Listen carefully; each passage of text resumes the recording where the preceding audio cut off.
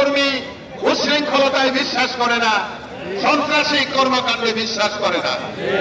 অতএব আমার আপনাদের প্রতি অনুরোধ থাকবে, আপনারা সুশৃঙ্খল থাকবেন। আইন শৃঙ্খলার অবনতি ঘটে এমন কোন কর্মকাণ্ড দয়া করে আপনারা করবেন না।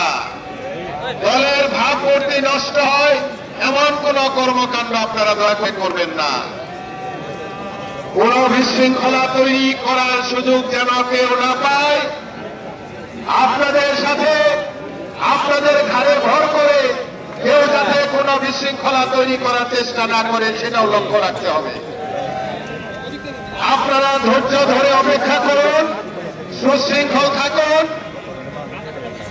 অবশ্যই আমরা আমাদের দলের হাইকমান্ডের সাথে আলোচনা করে আমরা প্রয়োজনে জেলার আহ্বায়ক কমিটির সাথে বসে কথা বলে সাংগঠনিক টিম আমরা আমাদের কথা বলে যা করণীয় একটু 2 মিনিট